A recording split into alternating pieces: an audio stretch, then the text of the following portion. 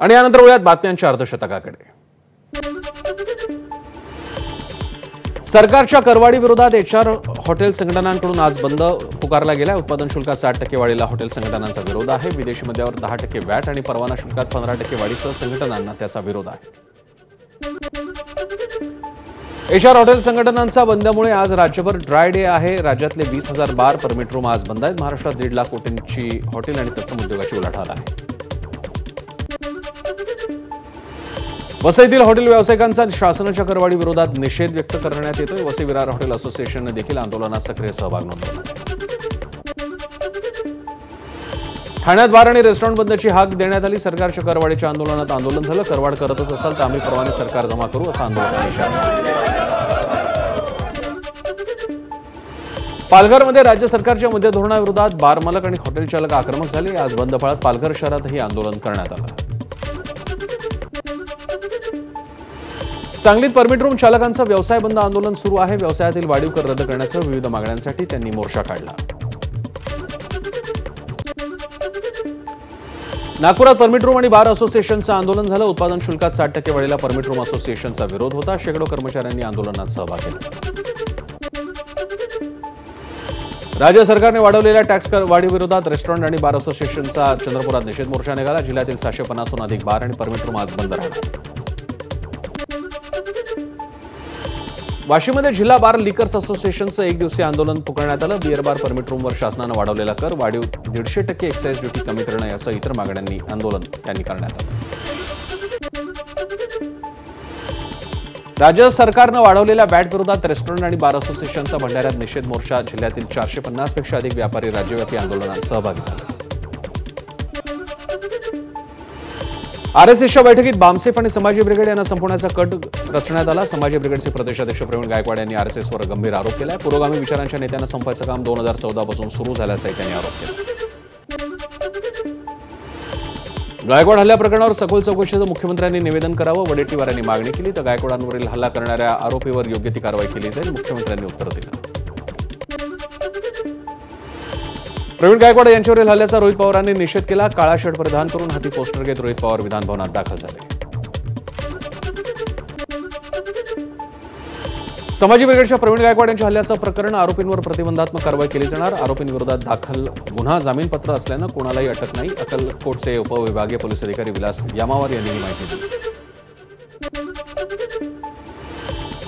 प्रवीण गायकवाडांवरील हल्लेखोर दीपक काटेवर सर्व जामीनपत्र गुन्हे आहेत। स्वेच्छापूर्वक दुखापत करणं, बेकायदेशीर जमाव जमवणं हे गुन्हे दाखल आहेत। बेकायदेशीर जमावाचा सभासद असणं, मालमत्तेचं नुकसान हे देखील गुन्हे दाखल करण्यात आले।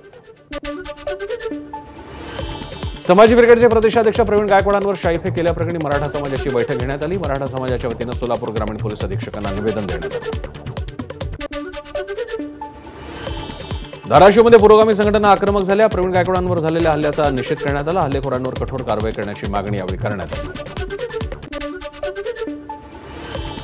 मवियापेक्षा इंडिया आघाडीची बैठक सद्यस्थितीत होणं महत्त्वाचं आहे, उद्धव ठाकरेंनी हे मत व्यक्त केलं। सूत्रांनी ही माहिती दिली। लोकसभा निवडणुकीनंतर एकही इंडिया आघाडीची बैठक झाली नसल्यानं त्यांनी ही मागणी केली। स्वर्गवासी बाळासाहेब ठाकरेंच्या स्मारकात सरकारचा अडथळा असल्याचा दावा उद्धव ठाकरेंनी केलाय। स्मारकाच्या दुसऱ्या टप्प्यात सरकार अडथळे निर्माण करते। पत्रकारांशी चर्चा करताना ठाकरेंनी हा दावा केला। विधानभवनात उद्धव ठाकरे, शिंदेच्या सेनेचे नेते विजय शिवतारे आमने सामने आले। यावेळी शिवतारेंकडून ठाकरेंना नमस्कार करण्यात आला। राज्यात 1,51,000 बालकं कुपोषित, यातील 17,000 बालकं मुंबईतील असल्याची मंत्री अदिती तटकरे यांनी विधान परिषदेत माहिती दिली। मुंबईतील 69% शौचालयांमध्ये पाणी जोडणीच नाही, ठाकरे सेनेचे आमदार सुनील शिंदे यांनी आरोप केला। प्रजा फाउंडेशनच्या अहवालाचा सुनील शिंदे यांनी दाखला दिला। 82% शौचालयांमध्ये पाणी जोडणी उपलब्ध, मंत्री उदय सामंतांनी स्पष्टीकरण दिलं। परभणी जिल्ह्यासाठी जायकवाडीचं पाणी मिळणार। पैठण, डावा कालवा आणि माजलगावच्या उजव्या कालव्याद्वारे परभणीला पाणी मिळणार। आमदार राजेश विटेकरांच्या मागणीवर मंत्री राधाकृष्ण विखे पाटलांनी ही माहिती दिली। महाराष्ट्रातील 12 महसूल विभागातील वरिष्ठ अधिकाऱ्यांना भारतीय प्रशासकीय सेवेत पदोन्नती मिळाली। रिक्त जागांवर असलेल्या 12 नवीन जागांवरती आयएएस अधिकाऱ्यांची नेमणूक याद्वारे केली जाणार आहे। बीड वैद्यनाथ अर्बन कोऑपरेटिव्ह बँकेच्या संचालक मंडळाच्या निवडणुकीसाठी 10 ऑगस्टला मतदान होतं। यशस्वी आणि प्रीतम मुंडे या दोघींचाही अर्ज वैध ठरलाय। निवडणुकीसाठी शिंदे गटाकडून देखील एक अर्ज दाखल करण्यात आला आहे।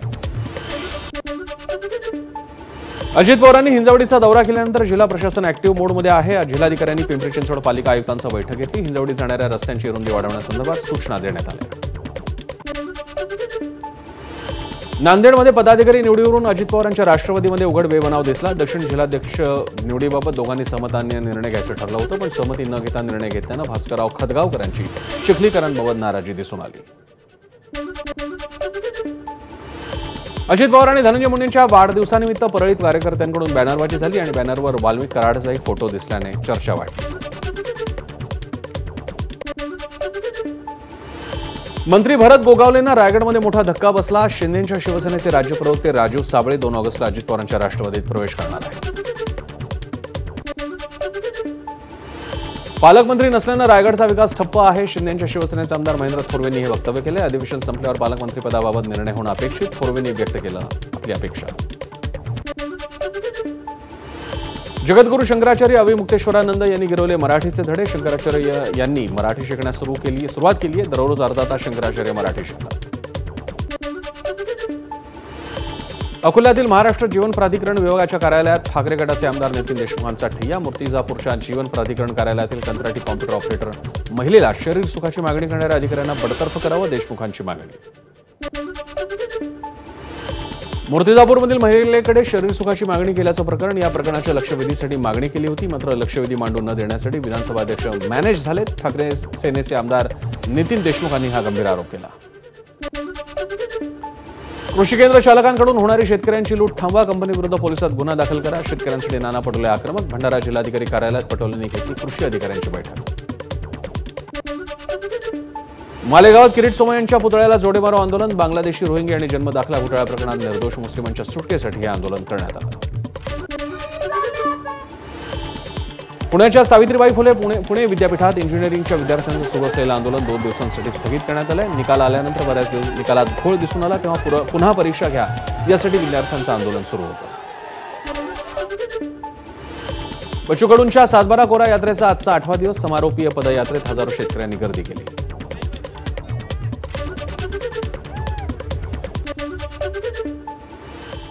भारतीय अंतराळवीर शुभांशु शुक्ला यांनी 17 दिवस अंतराळात घालवल्यानंतर ते आता पृथ्वीवर परतणार आहेत. त्यांचा परतीचा प्रवास सुरू